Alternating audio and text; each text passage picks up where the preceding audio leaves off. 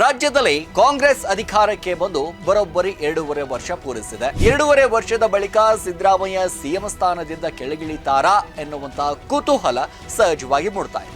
ರಾಜ್ಯದಲ್ಲಿ ಸದ್ಯಕ್ಕೆ ಮುಖ್ಯಮಂತ್ರಿ ಕುರ್ಚಿ ಖಾಲಿ ಇಲ್ಲ. ಆದರೆ ಅಧಿಕಾರ ಹಸ್ತಾಂತರಕ್ಕೆ ಸಂಬಂಧಿಸಿ ನಮ್ಮ ನಡೆ ಒಪ್ಪಂದವಾಗಿದೆ. ಡಿಸಿಎಂ ಡಿಕೆ ಶಿವಕುಮಾರ್ ಹೇಳಿದಂತೆ ಸಿಎಂ ಪಟ್ಟಕ್ಕಾಗಿ ಮತ್ತೆ ಕೈಪಾಳ್ಯದಲ್ಲಿ ಗದ್ದಲ ಶುರುವಾಗಿದೆ ಅಂತ ಹೇಳಲಾಗ್ತಾ ಇದೆ. ಕೈಪಾಳ್ಯದಲ್ಲಿ ಮೊದಲಿನಿಂದಲೂ ಕೂಡ ಈ ಸಂಘರ್ಷಕ್ಕೆ ಮೂಲ ಕಾರಣವೇ ಸಿಎಂ ಬದಲಾವಣೆ. ಸಿಎಂ ಪಟ್ಟದ ವಿಚಾರದಲ್ಲಿ ಡಿಕೆ ಶಿವಕುಮಾರ್ ಅವರ ಪರವಾಗಿ ಹಲವು ಶಾಸಕರು ಒಂದಿಷ್ಟು ಧ್ವನಿ ಎತ್ತಿದ್ರೆ, ಇನ್ನು ಸಿದ್ದರಾಮಯ್ಯ ಅವರ ಬಣದಲ್ಲೂ ಕೂಡ ಸಿದ್ದರಾಮಯ್ಯ ಅವರೇ 5 ವರ್ಷಗಳ ಕಾಲ ಮುಖ್ಯಮಂತ್ರಿ ಆಗ್ತಾರೆ ಎಂದು ಹೇಳ್ತಾರೆ. ಒಂದು ವೇಳೆ ಸಿದ್ದರಾಮಯ್ಯನವರು ಏನಾದರೂ ಬದಲಾವಣೆ ಮಾಡಿ ಡಿಕೆ ಶಿವಕುಮಾರ್ ಅವರು ಸಿಎಂ ಪಟ್ಟ ಕಟ್ಟಿದ್ರೆ 2 ವರ್ಷಗಳ ಸೈಲೆಂಟ್ ಆಗಿದ್ದ ಡಿಕೆ ಶಿವಕುಮಾರ್ ಅವರು 2.5 ವರ್ಷಗಳ ಆದ ನಂತರ ಸುಮ್ಮನೆ ಕೂರಲ್ಲ ಅನ್ನುವುದು ಪಕ್ಷದೊಳಗಿನ ಆತಂಕವಾಗಿಬಿಟ್ಟಿದೆ. ಒಂದು ಕಡೆ ಸಿದ್ದರಾಮಯ್ಯ ಅವರೇ ಇರುವಷ್ಟು ಶಾಸಕರ ಬೆಂಬಲ ಡಿಕೆ ಶಿವಕುಮಾರ್ ಅವರಿಗೆ ಇಲ್ಲ. ನೋಡಿ, ಯಾಕಂದ್ರೆ ಕಾಂಗ್ರೆಸ್ ಪಕ್ಷಕ್ಕೆ ಡಿಕೆ ಶಿವಕುಮಾರ್ ಎಷ್ಟು ಮುಖ್ಯನೋ ಸಿದ್ದರಾಮಯ್ಯ ಕೂಡ ಅಷ್ಟೇ ಮುಖ್ಯ. ಸಿದ್ದರಾಮಯ್ಯ ಎಷ್ಟು ಮುಖ್ಯನೋ ಡಿಕೆ ಶಿವಕುಮಾರ್ ಅವರು ಅಷ್ಟೇ ಮುಖ್ಯ. ಹಾಯ್, ಹಲೋ, ನಮಸ್ಕಾರ. ಸ್ಪೀಡ್ ನ್ಯೂಸ್ ನ ವಿಶೇಷ ಕಾರ್ಯಕ್ರಮಕ್ಕೆ ಸ್ವಾಗತ. ನಾನು ಸಿರಾಜ್ ಪಾಲಿಕಾರ್. ರಾಜ್ಯದಲ್ಲಿ ಕಾಂಗ್ರೆಸ್ ಅಧಿಕಾರಕ್ಕೆ ಬಂದು ಬರೋಬ್ಬರಿ 2.5 ವರ್ಷ ಪೂರೈಸಿದೆ. ಒಂದಿಷ್ಟು 2 ವರ್ಷಗಳು ಪೂರೈಸಿದೆ ಅನ್ನುವಂಥದ್ದು. ಅಂದರೆ ಕಾಂಗ್ರೆಸ್ ಪಾಳ್ಯದಲ್ಲಿ ಅಧಿಕಾರ ಹಂಚಿಕೆ ಕುರಿತು ಒಂದಿಷ್ಟು ಗುಸು ಚರ್ಚೆ ಸಹಜವಾಗಿ ನಡೀತಾ ಇದೆ. ನೋಡಿ, ಮತ್ತೆ ಮುಖ್ಯಮಂತ್ರಿ ಬದಲಾವಣೆ ಚರ್ಚೆ ಮುನ್ನೆಲೆಗೆ ಬರ್ತಾ ಇರುವಂತಹ ಎಲ್ಲಾ ಲಕ್ಷಣಗಳು ಇಲ್ಲಿ ಎದ್ದು ಕಾಣ್ತಾ ಇದ್ದಾವೆ. ಕಳೆದ ವಿಧಾನಸಭೆ ಚುನಾವಣೆಯಲ್ಲಿ ಕಾಂಗ್ರೆಸ್ ಭರ್ಜರಿಯಾಗಿ ಬಹುಮತ ಪಡೆದು ಸರ್ಕಾರವನ್ನ ರಚನೆ ಮಾಡುವಂತಹ ಸಂದರ್ಭದಲ್ಲಿ ಅಧಿಕಾರ ಹಂಚಿಕೆ ಸೂತ್ರದ ಲೆಕ್ಕಾಚಾರವಾಗಿತ್ತು ಅಂತ ಈ ಹಿಂದೆ ಉಪಮುಖ್ಯಮಂತ್ರಿ ಡಿಕೆ ಶಿವಕುಮಾರ್ ಅವರು ಹೇಳಿದ್ರು. ಈಗ 2.5 ವರ್ಷದ ಬಳಿಕ ಸಿದ್ದರಾಮಯ್ಯ ಸಿಎಂ ಸ್ಥಾನದಿಂದ ಕೆಳಗಿಳಿತಾರಾ ಎನ್ನುವಂತಹ ಕುತೂಹಲ ಸಹಜವಾಗಿ ಮೂಡ್ತಾ ಇದೆ. ನೋಡಿ, ಈ ಹಿಂದೆ ಕೆಪಿಸಿಸಿ ಅಧ್ಯಕ್ಷರಾಗಿರುವಂತಹ ಹಾಗೂ ಉಪಮುಖ್ಯಮಂತ್ರಿ ಆಗಿರುವಂತಹ ಡಿಸಿಎಂ ಡಿಕೆ ಶಿವಕುಮಾರ್ ಅವರು ಖಾಸಗಿ ವಾಹಿನಿಯೊಂದಕ್ಕೆ ನೀಡಿರುವಂತಹ ಸಂದರ್ಶನದಲ್ಲಿ ರಾಜ್ಯದಲ್ಲಿ ಸದ್ಯಕ್ಕೆ ಮುಖ್ಯಮಂತ್ರಿ ಕುರ್ಚಿ ಖಾಲಿ ಇಲ್ಲ. ಆದರೆ ಅಧಿಕಾರ ಹಸ್ತಾಂತರಕ್ಕೆ ಸಂಬಂಧಿಸಿ ನಮ್ಮ ನಡೆ ಒಪ್ಪಂದವಾಗಿದೆ. ಅದನ್ನ ಈಗ ಬಹಿರಂಗಪಡಿಸಲಾಗುವುದು ಎಂದು ಹೇಳುವ ಮೂಲಕ ಅಧಿಕಾರ ಹಸ್ತಾಂತರ ಕುರಿತಂತೆ ವದಂತಿಗೆ ಮತ್ತೆ ಒಂದಿಷ್ಟು ಇಂಬು ನೀಡದಂಗೆ ಕಾಣಿಸ್ತಾ ಇದೆ. ಯಾಕಂದ್ರೆ ಇದೀಗ ರಾಜ್ಯದಲ್ಲಿ ಕಾಂಗ್ರೆಸ್ ಅಧಿಕಾರಕ್ಕೆ ಬಂದು 2 ವರ್ಷ ಪೂರೈಸಿದ್ದು, ಸಿದ್ದರಾಮಯ್ಯ ಅವರು ಸಿಎಂ ಪಟ್ಟವನ್ನು ಅಲಂಕರಿಸಿ 2 ವರ್ಷ ಪೂರೈಸಿದೆ.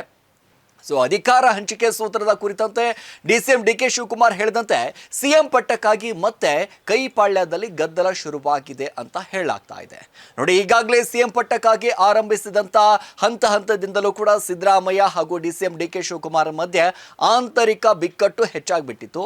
ಇದು ಸರ್ಕಾರದ ಸ್ಥಿರತೆ ಮತ್ತು ಕಾಂಗ್ರೆಸ್ ಪಕ್ಷದಲ್ಲಿ ಹೊಂದಾಣಿಕೆ ಪ್ರಶ್ನೆ ಆಗ್ಬಿಟ್ಟಿತ್ತು. ಕೈಪಾಳ್ಯದಲ್ಲಿ ಮೊದಲಿನಿಂದಲೂ ಕೂಡ ಈ ಸಂಘರ್ಷಕ್ಕೆ ಮೂಲ ಕಾರಣವೇ ಸಿಎಂ ಬದಲಾವಣೆ. 2023 ಮೇ ತಿಂಗಳಲ್ಲಿ ಹೈಕಮಾಂಡ್ ನಿರ್ಧಾರದಿಂದ ಮುಖ್ಯಮಂತ್ರಿ ಸ್ಥಾನವನ್ನ ಸಿದ್ದರಾಮಯ್ಯ ಅವರು ವಹಿಸಿಕೊಂಡ್ರು. ಆ ಸಂದರ್ಭದಲ್ಲಿ ಸಿದ್ದರಾಮಯ್ಯ ಅವರು 2.5 ವರ್ಷಗಳ ಕಾಲ ಮುಖ್ಯಮಂತ್ರಿಯಾಗಿ ಸೇವೆ ಸಲ್ಲಿಸಿದ ನಂತರ ಡಿಕೆ ಶಿವಕುಮಾರ್ ಅವರು ಅಧಿಕಾರ ವಹಿಸ್ತಾರೆ ಎಂಬ ಅಲಿಖಿತ ಒಪ್ಪಂದ ಆಗಿದೆ ಎಂದು ಕೈಪಾಳ್ಯದಲ್ಲಿ ಒಂದಿಷ್ಟು ಚರ್ಚೆ ಆಗಿತ್ತು. ಈ ಒಪ್ಪಂದ ನಿಜ ಆಗಿದ್ದಲ್ಲಿ ಮುಂಬರುವ ನವೆಂಬರ್ನಲ್ಲಿ ಅಧಿಕಾರ ಹಸ್ತಾಂತರ ನಡೆಯಬೇಕಿದೆ.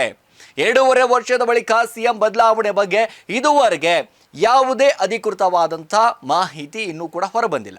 ಹಾಗಾಗಿ ಡಿಸಿಎಂ ಡಿಕೆ ಶಿವಕುಮಾರ್ ಅವರು ಹೈಕಮಾಂಡ್ ನಾಯಕರನ್ನ ಭೇಟಿ ಮಾಡೋದಕ್ಕೆ ಒಂದಿಷ್ಟು ತೆರಳಿದ್ದಾರೆ ಅನ್ನುವಂಥ ಸಂದರ್ಭ ಈಗ ವಿಚಾರವಾಗಿ ಚರ್ಚೆ ಆಗ್ತಾ ಇದೆ. ಈ ಹಿನ್ನೆಲೆ ಡಿಕೆ ಶಿವಕುಮಾರ್ ಅವರನ್ನ ಕೇಳಿಸುವಂತೆ ಮಾಡಿದೆ.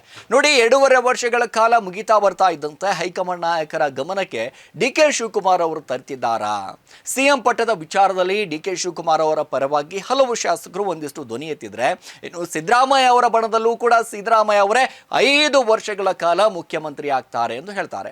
ನೋಡಿ, ಸಿಎಂ ಪಟ್ಟಕ್ಕಾಗಿ ಸಿದ್ದರಾಮಯ್ಯ ಹಾಗೂ ಡಿಕೆಶಿ ಮಧ್ಯೆ ಮುಸ್ಕಿನ ಗುದ್ದಾಟ ನಡೀತಾನೆ ಇದೆ. ಮುಂದಿನ ನವೆಂಬರ್ಗೆ ಸರ್ಕಾರ ರಚನೆಯಾಗಿ 2.5 ವರ್ಷ ತುಂಬಲಿದೆ. ಅಧಿಕಾರ ಹಸ್ತಾಂತರ ನಡೆಯುತ್ತೆ ಅಥವಾ ಡಿಕೆ ಶಿವಕುಮಾರ್ ಅವರೇ ಹೈಕಮಾಂಡ್ ನಾಯಕರನ್ನ ನೋಡ್ತಿದ್ದಾರೆ. ನೋಡಿ, ಆದರೆ ಹೈಕಮಾಂಡ್ ಮಾತ್ರ ಅಲ್ಲ, ಈ ಬಗ್ಗೆ ಯಾವುದೇ ಚರ್ಚೆಯನ್ನ ಮಾಡ್ತಾ ಇಲ್ಲ. ಹೀಗಾಗಿ ಪಕ್ಷದಲ್ಲಿ ಏನೋ ಆಗುತ್ತೆ ಅನ್ನೋ ಆತಂಕ ಎಲ್ಲರನ್ನ ಕೂಡ ಕಾಡ್ತಾ ಇದೆ. ಒಂದು ವೇಳೆ ಸಿದ್ದರಾಮಯ್ಯನವರು ಏನಾದರೂ ಬದಲಾವಣೆ ಮಾಡಿ ಡಿಕೆ ಶಿವಕುಮಾರ್ ಅವರು ಸಿಎಂ ಪಟ್ಟ ಕಟ್ಟಿದ್ರೆ ಇತ್ತ ಸಿದ್ದರಾಮಯ್ಯ ಅವರ ಬಂಡಾಯ ಏಳುತ್ತೆ.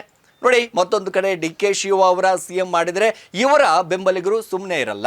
ಇತ್ತ ಕಾಂಗ್ರೆಸ್ ಪಕ್ಷಕ್ಕೆ ಸಿದ್ದರಾಮಯ್ಯ ಹಾಗೂ ಡಿಕೆ ಶಿವಕುಮಾರ್ ಇಬ್ಬರೂ ಕೂಡ ಅನಿವಾರ್ಯ. ಸೊ ಹೈಕಮಾಂಡ್ ನಾಯಕರು ಯಾರನ್ನೇ ಕಡೆಗಣಿಸಿದ್ರು ಅದು ಪಕ್ಷಕ್ಕೆ ಸಮಸ್ಯೆ ಆಗಲಿದೆ. ನೋಡಿ, ಮುಖ್ಯಮಂತ್ರಿ ಸಿದ್ದರಾಮಯ್ಯ ಹಿಂದುಳಿದ ವರ್ಗಗಳಲ್ಲಿ ಅಲ್ಪಸಂಖ್ಯಾತರು ಮತ್ತು ದಲಿತ ಸಮುದಾಯ ಹಿಡಿತವನ್ನ ಆಡಳಿತಾತ್ಮಕ ಅನುಭವವನ್ನು ಹೊಂದಿದ್ದಾರೆ. ಈತ ಕೆಪಿಸಿಸಿ ಅಧ್ಯಕ್ಷರಾಗಿರುವಂತಹ ಡಿ ಕೆ ಶಿವಕುಮಾರ್ ಅವರು ಕೂಡ ನಿಧಿ ಸಂಗ್ರಹಣೆ ಸಾಮರ್ಥ್ಯ ಮತ್ತು ಪಕ್ಷ ಸಂಘಟನೆಯಲ್ಲಿ ಚತುರರಾಗಿದ್ದಾರೆ. 2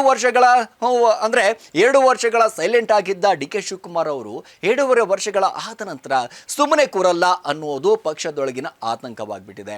ಒಟ್ಟಿನಲ್ಲಿ ಸಿಎಂ ಬದಲಾವಣೆ ಈಗ ಕಾಂಗ್ರೆಸ್ ಪಕ್ಷಕ್ಕೆ ಹೈಕಮಾಂಡ್ಗೆ ಒಂದಿಷ್ಟು ದೊಡ್ಡ ಇಕ್ಕಟ್ಟನ್ನು ತಂದಿಟ್ಟಿರುವಂಥದ್ದು. ಸಿದ್ದರಾಮಯ್ಯರನ್ನ ಬದಲಾವಣೆ ಮಾಡಿದ್ರು ಕಷ್ಟ, ಡಿ ಕೆ ಶಿವಕುಮಾರ್ ಅವರನ್ನ ಸಿಎಂ ಮಾಡಿದ್ರು ಕಷ್ಟ ಎಂಬಂತಾಗಿದೆ. ಒಂದು ಕಡೆ ಸಿದ್ದರಾಮಯ್ಯ ಅವರೇ ಇರುವಷ್ಟು ಶಾಸಕರ ಬೆಂಬಲ ಡಿ ಕೆ ಶಿವಕುಮಾರ್ ಅವರಿಗೆ ಇಲ್ಲ. ಹೀಗಾಗಿ ಹೈಕಮಾಂಡ್ ನಾಯಕರ ಮಟ್ಟದಲ್ಲಿ ಏನೇ ನಡೆದ್ರೂ ಕೂಡ ಪಕ್ಷಕ್ಕೆ ಡ್ಯಾಮೇಜ್ ಕಟ್ಟಿಟ್ಟ ಬುತ್ತಿ.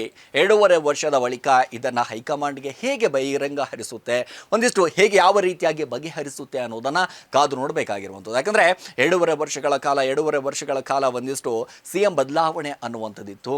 ಅಂದ್ರೆ ಬಹುಮತದಿಂದ ಬಂದಂತ ಕಾಂಗ್ರೆಸ್ ಪಕ್ಷಕ್ಕೆ ಒಂದು ದೊಡ್ಡ ತಲೆನೋವಾಗಿದ್ದು ಯಾರು ಅಂತಂದ್ರೆ ಯಾರು ಸಿಎಂ ಆಗ್ತಾರೆ. ನೋಡಿ, ಪಕ್ಷ ಏನೋ ಬಹುಮತದಿಂದ ಬಂದೋಗ್ಬಿಡ್ತು ರಾಜ್ಯದಲ್ಲಿ, ಆದರೆ ಸಿಎಂ ಯಾರಾಗ್ತಾರೆ? ಸಿಎಂ ಸಿದ್ದರಾಮಯ್ಯ ಪಕ್ಷಕ್ಕೆ ಒಂದಿಷ್ಟು ಸಿಎಂ ಅವರು ಸಿದ್ದರಾಮಯ್ಯ ಅವರು ಆಗಿಬಿಟ್ರೆ, ಅಂದರೆ ಈ ಹಿಂದೆ ಸಿಎಂ ಆದಂಥ ಸಂದರ್ಭದಲ್ಲಿ ಅವ್ರು ಮಾಡಿರುವಂಥ ಕಾರ್ಯಗಳಾಗಿರ್ಬೋದು, ಅವ್ರು ಮಾಡಿರುವಂಥ ಯೋಜನೆಗಳಾಗಿರ್ಬೋದು, ಅವೆಲ್ಲವೂ ಕೂಡ ನೋಡ್ತಾ ಹೋದಾಗ ಸಿಎಂ ಸಿದ್ದರಾಮಯ್ಯ ಒಂದು ಮುಖ ಇದ್ದ ಹಾಗೆ, ನಿಜಕ್ಕೂ ಕೂಡ ಒಂದು ರೀತಿ ಮುಖ ಇದ್ದ ಹಾಗೆ ಅನ್ನೋ ಕಾರಣದಿಂದಾಗಿ ಒಂದು ಕಡೆ ಡಿ ಕೆ ಶಿವಕುಮಾರ್ ಅವ್ರನ್ನ ಮಾಡಿದ್ರೆ ಹೇಗೆ, ಡಿ ಕೆ ಶಿವಕುಮಾರ್ ಅವ್ರನ್ನ ಮಾಡಿದ್ರೆ ಒಂದಿಷ್ಟು ಸಮಸ್ಯೆಗಳು ಆಗಬಹುದು.